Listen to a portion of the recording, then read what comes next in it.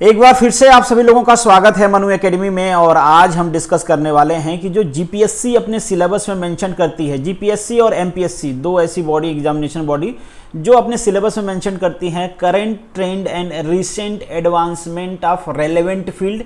अभी इससे पहले रेलेवेंट फील्ड ये मेंशन करते थे। अभी रिसेंट जो आपके जीपीएससी के दो एग्जाम्स आए हुए हैं, एई के बेसिकली मैं बात कर रहा हूँ, एई का जो जीपीएससी का आप GWSSB में है और GMB में है, इन दोनों में ये मेंशन किया गया है रेलेवेंट फील्ड के जगह पे मेंशन किया गया है मैकेनिकल इंजीनियरिंग। रेलेवेंट फील्ड का मतलब भी वही होता है कि आप मैकेनिकल इंजीनियरिंग का पेपर दे रहे हो तो मैकेनिकल, इलेक्ट्रिकल का पेपर दे रहे हो तो आपसे रिलेटेड जो नई टेक्नोलॉजी आ रही हैं, सिविल का दे रहे हो तो सिविल से रिलेटेड जो नई टेक्नोलॉजी आ रही हैं, तो ये चीज़ें मेंशन होती हैं जो एग्जाम जीपीएससी करवाता है। और एमपीएससी, यहाँ पे मैं महाराष्ट्र पब्लिक सर्विस कमीशन की बात कर रहा हूँ, इनके यहाँ भी इंजीनियरिंग में जो बेसिकली एग्जाम्स होते हैं वहाँ पर ये चीज़ें मैंशन की गई रहती हैं। अब इससे पहले जो एस्पिरेंट थे उनको लगता था कि ये तो यूं ही मेंशन किया गया है, इसमें क्वेश्चन नहीं पूछा जाता होगा, जनरली लोग इसको लाइटली लेते थे और छोड़ देते थे।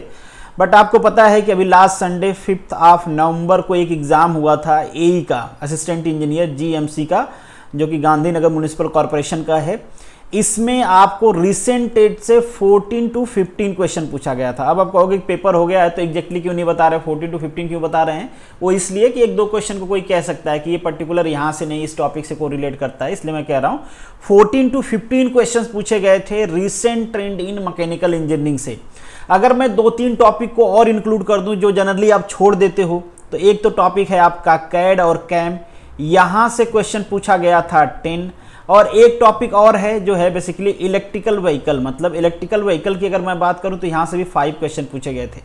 अगर इन सारे क्वेश्चंस को आप ऐड कर देते हो तो आपके क्वेश्चंस हो जाते हैं 28 to 29 क्वेश्चंस। ये क्वेश्चंस आपके बेसिकली 3 सब्जेक्ट से पूछे गए थे। कितने में? आउट ऑफ 200 में। तो आप समझ सकते हो कि कितना ज़्यादा इंपॉर्टेंट है आपका रिसेंट ट्रेंड और ये जो टॉपिक्स हैं जिनको हम छोड़ देते हैं जनरली। हालांकि जो इलेक्ट्रिक व्हीकल है, हाइब्रिड व्हीकल है, उसकी सेपरेट प्लेलिस्ट आपको मिल जाएगी यहाँ पे। जो आपके रिन्यूएबल एनर्जी सोर्सेज हैं उससे भी काफ़ी सारे क्वेश्चन पूछे जाते हैं, उसकी भी सेपरेट मिल जाएगी। बट आज हम यहाँ पे केवल और केवल रिसेंट ट्रेंड की बात कर रहे हैं। अगर आपको रिसेंट ट्रेंड पढ़ना है, क्योंकि जो आगे आने वाले एग्जाम्स हैं, बिलीव मी, उन सारे एग्जाम्स में 10 से 15 नंबर का ये जो रिसेंट ट्रेंड है ये रहने वाला है आपके एग्जाम में। तो अगर आप इसको करना चाहते हो तो यहाँ पे हम कैटेगरी वाइज डिस्कस करेंगे बेसिकली कि कौन सा टॉपिक ज़्यादा इंपॉर्टेंट है, उसके बाद कौन सा इंपॉर्टेंट है, सारी चीज़ें 1 by 1 करके मैं डिस्कस करूंगा।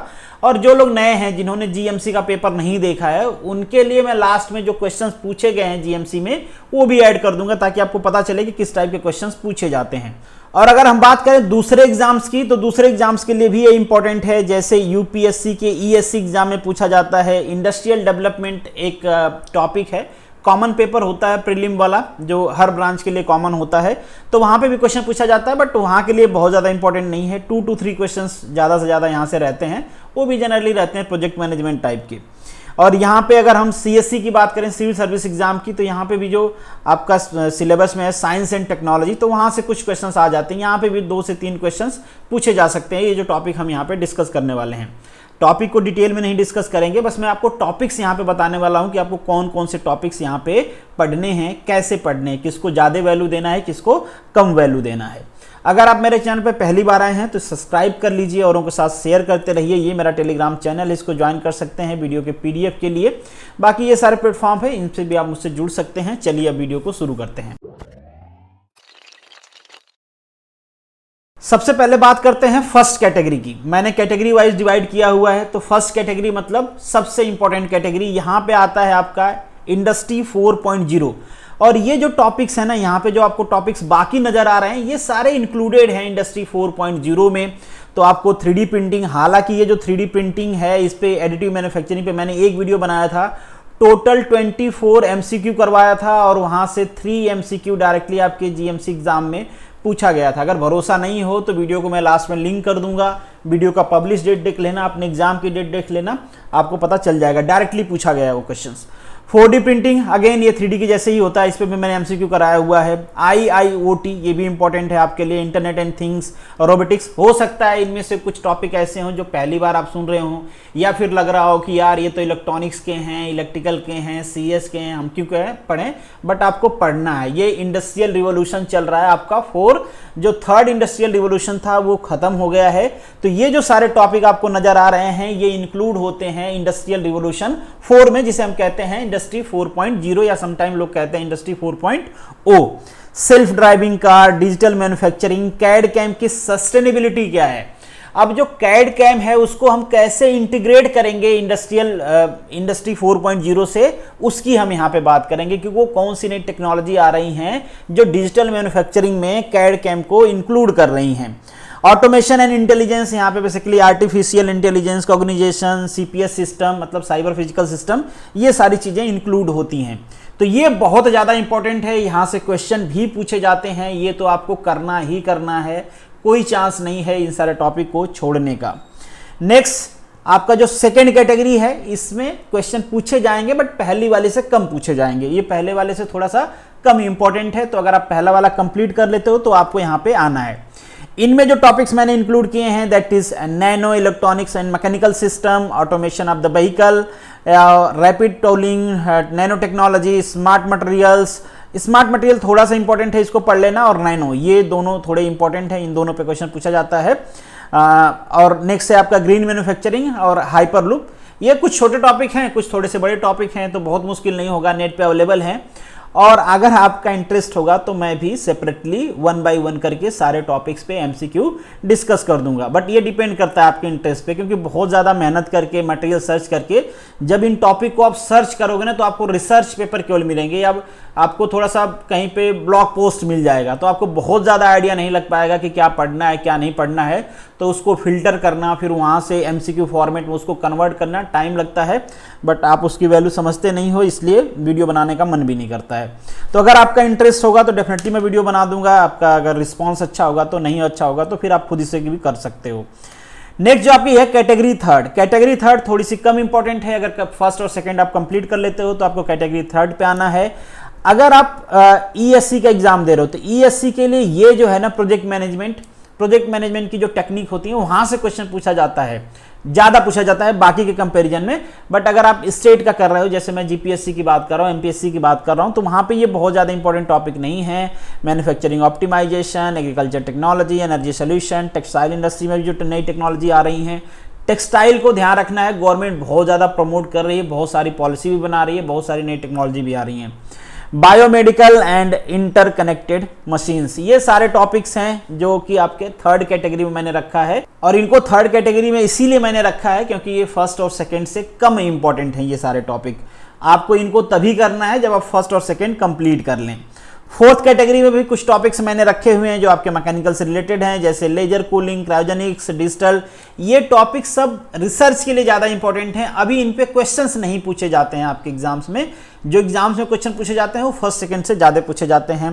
तो ये फ्लूइड है आपका, ये सारी टेक्नोलॉजी हैं, बट ये एज इट इज उतना ज़्यादा इंपॉर्टेंट नहीं है जितना आपका कैटेगरी 1, 2 एंड 3 है। तो अगेन सेम चीज़, इसीलिए इसको कैटेगरी 4 में रखा गया है क्योंकि ये बाकी से कम जरूरी है। अगर हम एडिशनल की बात करें, अगर ये सारा चीज़ कर लेते हो फिर भी आपको टाइम बचता है तो आप ये सारे टॉपिक्स भी कर सकते हैं, बट नहीं भी करेंगे तो चलेगा। बाकी इसके जगह पे जो कन्वेंशनल आपकी पढ़ाई है, जो कन्वेंशनल सिलेबस है, उसको प्रीफर करें तो ज़्यादा अच्छा रहेगा। ध्यान रहे कि यहाँ पे मैंने ये 2 टॉपिक इंक्लूड नहीं किए हैं, electric vehicle and hybrid vehicle, alternative energy sources, ये दोनों टॉपिक मैंने यहाँ पे इंक्लूड नहीं किया है। सम टाइम क्या होता है ना कि जो रिसेंट डेवलपमेंट है उसमें इनको भी घुसा देते हैं, बट ये आपके सिलेबस में एडिशनली मेंशन्ड है तो इसलिए हम उसको उसमें कंसीडर नहीं कर रहे हैं। ना ही इलेक्ट्रिक व्हीकल के क्वेश्चंस को मैंने कंसीडर किया है। इलेक्ट्रिक व्हीकल की तो ऑलरेडी आपको प्लेलिस्ट मिल जाएगी, और इसकी जो अल्टरनेटिव एनर्जी सोर्सेज है इसको भी प्लेलिस्ट मिल जाएगी। दोनों को मैंने डिटेल में पढ़ाया हुआ है तो आप देख पाओगे। अब बात करते हैं कि रिसेंटली जो आपका गांधीनगर म्युनिसिपल कॉर्पोरेशन का जो एग्जाम हुआ था वहां पे किस टाइप के क्वेश्चन पूछे गए हैं। तो जैसे पहला क्वेश्चन है, एज इट इज मैंने आपको ये MCQ करवाया हुआ है, ये भी MCQ करवाया। अगर ये दोनों MCQ अगर छोड़ के आए हो आप या गलत करके आए हो और आप मुझे फॉलो करते हो तो आपको पढ़ाई के साथ साथ सद्बुद्धि की भी ज़रूरत है। आपको समझ में नहीं आएगा मतलब किस चीज़ को कैसे यूटिलाइज करना है। नेक्स्ट अगेन ये सारे क्वेश्चंस हैं, आप देख पाओगे ये क्वेश्चंस उन्हीं से रिलेटेड हैं जो टॉपिक मैंने पहले में इंक्लूड किया हुआ है, पहले या दूसरे में इंक्लूड किया हुआ है। तो ये सारे टॉपिक्स आपके लिए इंपॉर्टेंट हैं और ये केवल इस एग्जाम के लिए नहीं, मैंने ढेरों सारे एग्जाम्स के एनालिसिस किए हुए हैं। हालांकि इसमें ज़्यादा क्वेश्चन पूछे गए थे, बाकी में 3 to 4 क्वेश्चंस रहते हैं, बट आपके एग्जाम में ऐसा लग रहा है कि जीपीएससी थोड़ा सा ट्रेंड चेंज करने की कोशिश कर रहा है। तो मे भी आपके एग्जाम में 10 to 15 क्वेश्चंस, ऐसा मुझे उम्मीद है कि मिनिमम 10 क्वेश्चन तो रहेंगे ही रहेंगे। तो बहुत ज़्यादा इंपॉर्टेंट है, आपको पढ़ना है। ये सारे क्वेश्चंस आप देख पाओगे, ये उनके लिए है जिन्होंने जीएमसी का एग्जाम्स नहीं दिया है। जिन्होंने दिया है उन्होंने तो फेस किया है, वो सारे कह भी रहे थे कि सर बहुत सारे क्वेश्चंस ऐसे थे जो हमको नहीं समझ में आए, पहली बार हम देख रहे थे। तो पहली बार ही देखोगे अगर चीज़ें आप ढंग से फॉलो नहीं करोगे या चीज़ों को आप सीरियसली नहीं लोगे।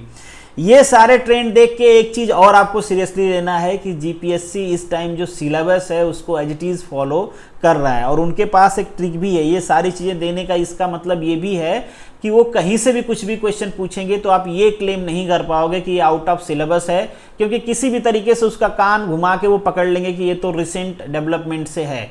तो आपको भूल जाना है कि कोई क्वेश्चन आपके सिलेबस में है नहीं, कन्वेंशनल के जो क्वेश्चन हैं उनको छोड़ के, ठीक है। तो अभी जीपीएससी एज इट इज अपना सिलेबस फॉलो कर रही है, तो आपके सिलेबस में जो भी जीपीएससी ने मेंशन किया है आपको उसको सीरियसली लेना है। बस ऐसा नहीं सोचना है कि जीपीएससी ने बस ऐसे ही मेंशन कर दिया है, पूछेंगे नहीं, जो पहले पूछते आ रहे हैं वही पूछेंगे। रिसेंट के एग्जाम देखो तो इन्होंने बहुत ज़्यादा ट्रांसफॉर्मेशन दिखाया है। तो प्लीज़ आगे के जो भी एग्जाम्स हैं आप रिस्क ना लें, जो चीज़ें सिलेबस में मेंशन हैं उनको एज इट इज़ फॉलो करें।